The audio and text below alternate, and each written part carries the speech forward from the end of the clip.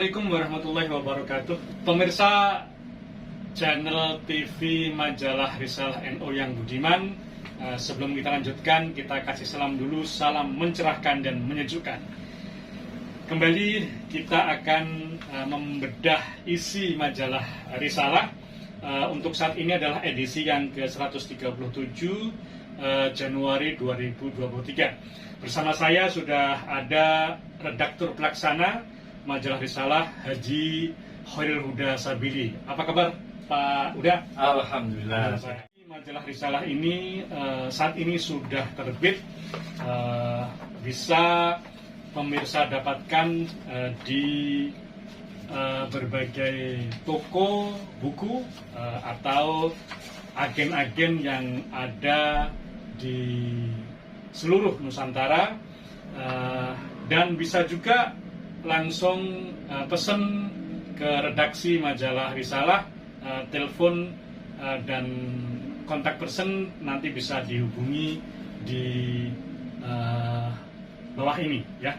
Baik pemirsa yang budiman, untuk Majalah Risalah pada edisi yang ke-137 ini ada beberapa hal yang menarik yang perlu pemirsa baca lebih lanjut.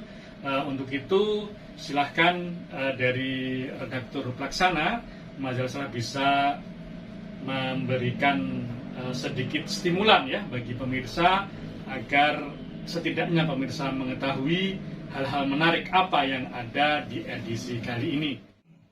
Assalamualaikum warahmatullahi wabarakatuh. Berjumpa lagi di channel Majalah Risalah NU. Kali ini tentu berlanjut dari edisi-edisi sebelumnya. Kalau kemarin edisi 136, sekarang alhamdulillah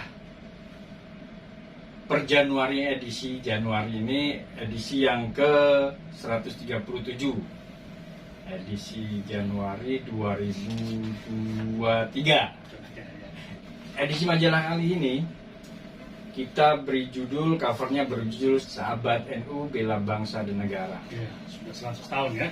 100 tahun.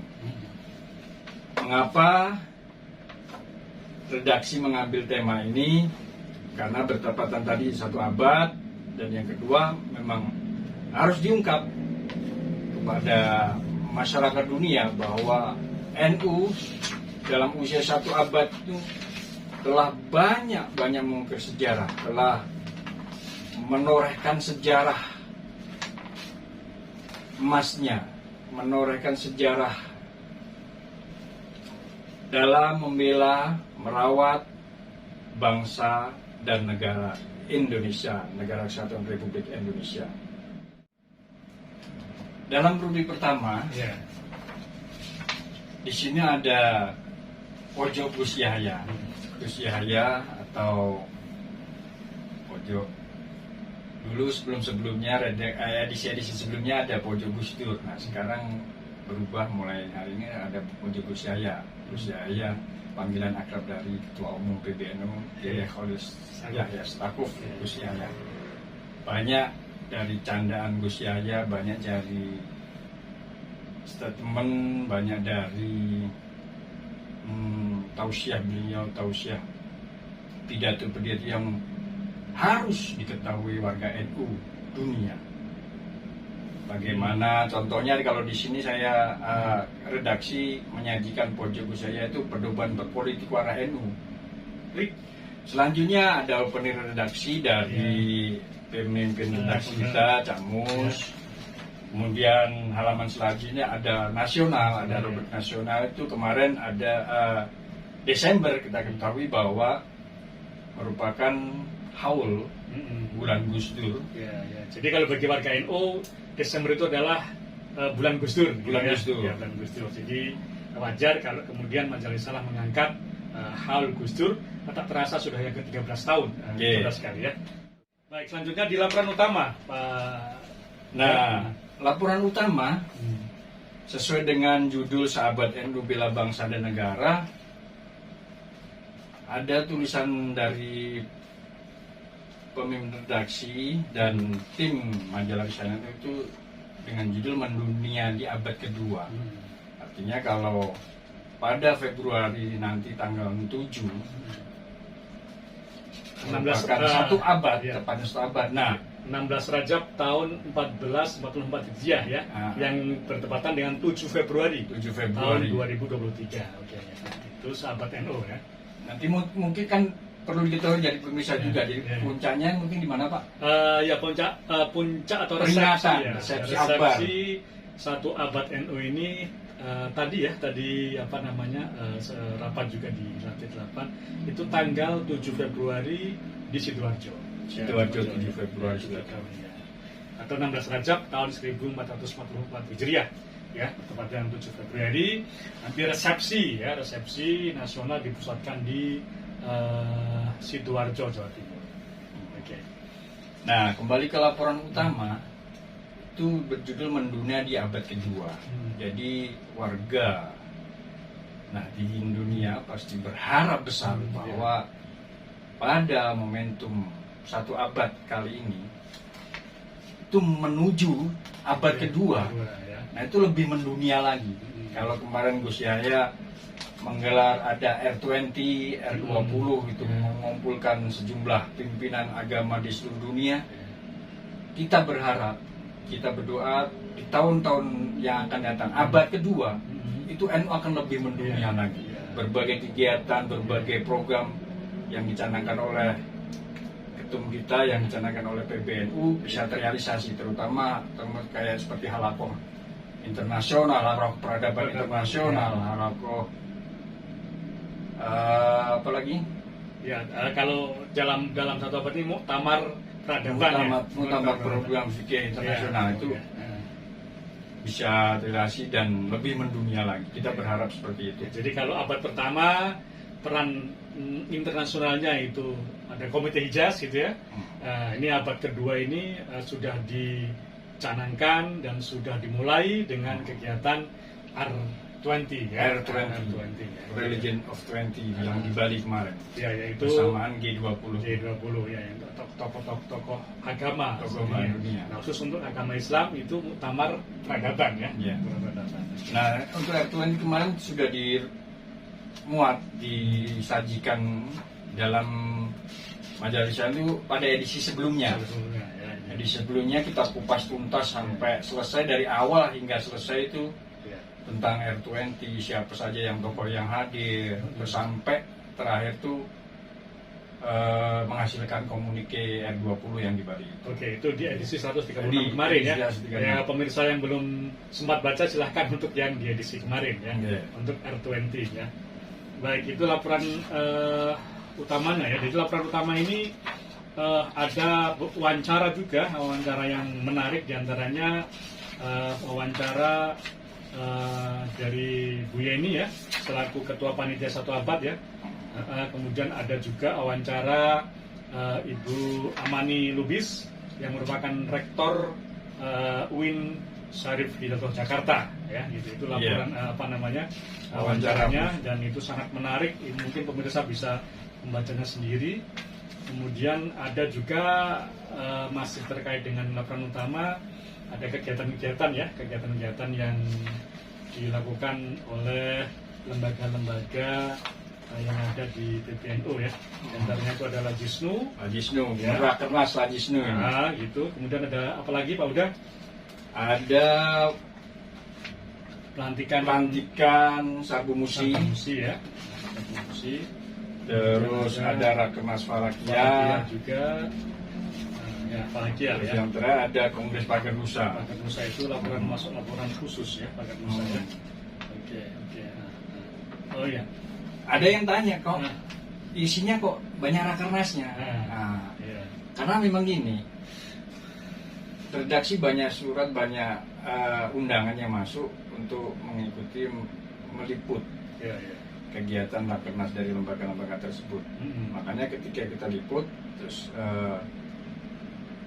ya konsekuensinya harus dimuat, dan memang harus dimuat kan, menarik, dan di sisi lain harus organisasi harus tahu ini ada rakernas menghasilkan ini bla bla dan sebagainya. Oke. Itu laporan utama ya, Laput ya. Iya. Nah, jadi, oke, kita beralih ke rubrik berikutnya adalah laporan khusus ya. Pak Huda, di sini ada mengenal seni dan kebudayaan Iran ya. Ya. Ya. Hmm. Dalam laporan khususnya kali ini kita menampilkan seni dan budaya dari negara Iran. Hmm. Mengapa ternyata seni dan kebudayaan itu di seni dan kebudayaan Iran itu hampir ada mirip kesamaan dengan di Indonesia. Hmm. Banyak sejarah, banyak budaya Islam yang patut diketahui lah, patut apalagi kalau punya sanggup, kalau punya duit boleh lah main-main ke Iran. Saya juga pengen melihat. Saya setelah baca sendiri, setelah saya melihat, wah kayaknya menarik banget ini. Iya, saya juga pengen yang kedua kalinya, Pak Huda ya. Karena Jadi ada khas kaligrafi miring model-model Iran. Nah itu kan kalau para pecinta kaligrafi itu bagus banget kalaupun ditiru ataupun mencontoh dari kaligrafi miring yang dimiliki ciri khas dari Iran. Ya. Belum lagi dari kita bisa menguji ibu kota Shiraz itu, merupakan ibu kota budaya. Kebudayaan yang ada di Iran itu kalau bisa ke sana, sayang kita hanya bisa melihat dari internet dan cerita-cerita aja. Kita juga sempat, karena belum pengen ke sana, kita juga sempat wawancara dengan konselor budaya kedutaan besar Iran, Dr. Muhammad Reza Ibrahimi. Dari wawancara ini intinya adalah beliau pengen ada sebuah persatuan dan kesatuan antara ulama dan umaro dalam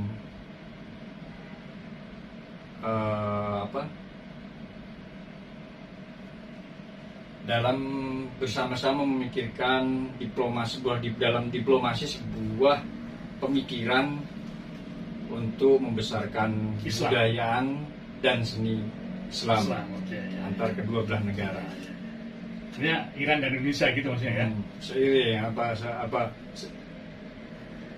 bersama-sama membesarkan. Iya. Sebenarnya jalinan Iran dan Nahdlatul Ulama itu juga sudah dari dulu ya dijalin. Artinya memang selalu Iran ini mengaktif ya untuk menjalin hubungan dengan Nahdlatul Ulama ya. Memang laporan khusus itu tentang Iran ya, menarik, sangat menarik, bisa dibaca oleh pemirsa. Kemudian kita ke rubrik berikutnya. Ini rubrik khusus mulia Varia Satu Abad NU ya. Varia Satu Abad NU. Nah, selanjutnya ada Varia Satu Abad NU. Ini merupakan rubrik baru, Pak. Kemarin nggak ada. Nah, kemarin dalam rapat redaksi kita sepakati ada Varia Satu Abad NU. Mengapa demikian? Karena ya memang ini hari ini, bulan ini, dan bulan depan adalah satu abad. Makanya kita harus menampilkan ada rubrik Varia Satu Abad NU. Oke, jadi untuk Varia Satu Abad NU pada edisi ini memuat dari pencipta atau pembuat lambang NU. Pencipta seorang kiai yang legendaris ya. Kiai Ridwan Abdullah yang menciptakan lambang NU. Ya, apalagi pemirsa bisa dibaca sendiri bagaimana kiprah atau sejarah Kiai Ridwan dalam menciptakan atau membuat lambang NU ya. Baik, selanjutnya ada Tausiah Rois Am. Ada Tausiah Rois Am. Nah, kalau Tausiah ini kan udah memang dari awal sudah lama ada rubrik Tausiah Rois Am. Nah, pemirsa mungkin warga Nahdliyin yang tidak bisa mendengarkan di YouTube, tidak bisa mendengarkan channel lainnya, ya bisa baca. Jadi Tausiah Rois Am di Risalah Tausiah Rois Am itu seperti apa ya di majalah saya itu. Bagaimana bagaimana Roisam memberikan tausiahnya, apa isinya, dan bagaimana ininya bisa dibaca sendiri lah. Oke, jadi untuk edisi ini Tausiah Roisam berjudul menguatkan karakter utama menyongsong abad kedua. Ya, itu Tausiah Roisam. Selanjutnya ada risalah ketua umum ya. Risalah ketua umum itu juga rubrik sudah lama. Ada, kita memang harus ada. Jadi rubrik Tausiah Roisam ya, terus ketua umum. Ya. Nah, dari risalah ketua umum itu isinya soal pidato-pidato Gus Yahya dalam rapat, dalam acara kegiatan ke-NU-an. Nah, kita rangkum, kita tulis, kita transkrip, kita masukkan dalam rubrik ini. Ya. Pada edisi ini risalah ketua umum berjudul mendikdayakan NU menjemput abad kedua. Ini sangat menarik ya, bisa dibaca sendiri. Ini merupakan arahan cita-cita daripada PBNU untuk menyongsong ya abad kedua. Oke. Selanjutnya ada rubrik mutolaah ya, mutolaah. Ini yang langsung ditulis oleh Pemret ya. Ya. Ada apa ini Pak Haji? Nah, mutolaah kali ini judulnya Kamasutra Karya Ulama Turki. Kita menarik ini. Menarik ini. Menarik ini ya. Kitab ini nggak tahu saya Pemret ini nemu kitabnya di mana, nggak tahu. Iya. Tapi yang jelas beliau menulis sangat apik dan bagus dibaca. Di situ jadi ya namanya Kamasutra kan. Bagaimana caranya berhubungan dengan suami istri, bagaimana berumah tangga di ya kalau di pesantren ya ada Fathul Izar, ada Ukudul Ijen gitu ya. Ya. Udulijen ya. Udulijen. Udulijen ya. Udulijen kok suaminya ngirim. Itu falak ya gitu. Jadi iya ada Udulijen, ada Fathul Izar gitu ya. Fathul Izar kalau udah rumah tangga Fathul Izar. Oke ya, jadi ini sangat menarik. Ini ternyata kitab ini ditulis dalam bahasa Melayu ya. Iya. Huruf pegon ya, huruf pegon. Jadi judulnya panjang namun jurus besar ya, judulnya hukum jima gitu ya. Dilengkapnya hukum jima dengan istrinya yang tersebut dalam bahasa Arab karangan Alimud Dahri wa Wahidul Asri Turjumatul Munadirin wa Bahjatun Nadirin Al-Fadil Al-Maula Ahmad bin Sulaiman ya. Panjang lah namanya ya gitu. Jadi pemirsa bisa baca sendiri. Dan kalau misalnya membutuhkan kitabnya, ini Pemret ini punya ya. Nah, nanti bisa lewat bisa telepon ke redaksi, ya paling tidak dapat kopinya lah atau PDF-nya gitu ya. Kopiannya. Kopiannya itu Tapi ini kalau kopian kan harus izin dulu kan. Harus izin. Pemret lah ya, nanti bisa diperbincangkan. Baik, selanjutnya ada rubrik fikroh ya. Ada apa ini? Fikroh kali ini ada tulisannya dari Al-Ustadz Syekh Haji Ishaq Zubaidi Rokib, merupakan Ketua LTN Infokom PBNU, jurnalis senior lah. Nah, beliau hari ini nulis soal berjudul Menawar NU masih seputar politik identitas. Nah, itu menarik juga, makanya pemirsa bisa membaca ini bagaimana politik identitas itu yang ditulis oleh Bapak Edi ya, perlu dan penting dibaca. Pak Zubaidi Rokib ya, Ketua LTN. Akrabnya disapa Pak Edi. Pak Edi ya. Edi KR. Kemudian ada rubrik kajian tafsir ini. Nah, ini menarik juga nih, kajian tafsir nih. Ternyata yang nulis beliau sendiri ini. Ya. Bapak Mujahidin Lukman, pengurus JKH PBNU, Jamiatul Qura wal Wafat. Nah, ini saya baru berbalik bertanya ini. Kok judulnya Sahabat NU secara waktu itu gimana maksudnya? Tadi di awal sudah kita sebutkan. Yeah. Di awal sudah sebutkan bahwa kita pahami bahwa NU itu lahir tahun 1926. Ya. Nah, kemudian kalau sahabatnya berarti kan nanti 2026.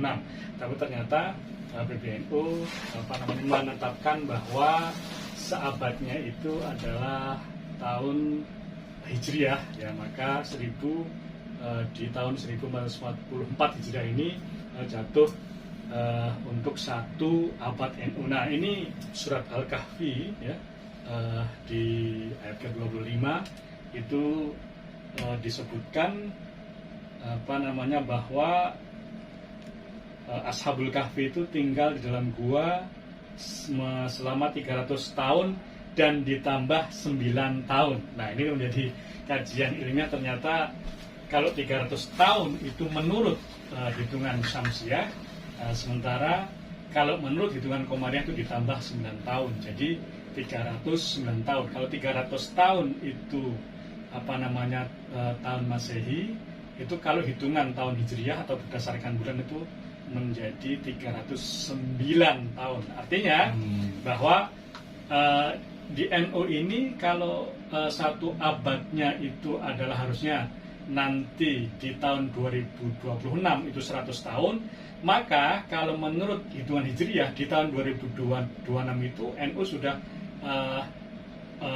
berusia 103 tahun menurut hitungan Komariah. Makanya kita karena sesuai dengan muktamar di Makassar itu NU menggunakan kalender Hijriah atau Komariah, maka satu abadnya adalah di tahun 2023 ini, yaitu tahun bertepatan dengan tahun 1444 Hijriah. Jadi ini kajian ini ada di surat Al-Kahfi ayat 25. Begitu. Sangat menarik. Sangat menarik, ya, bisa dibaca. Baik. Selanjutnya ada rubrik tokoh. Nah, tokoh yang disorot pada edisi ini siapa ini, Pak?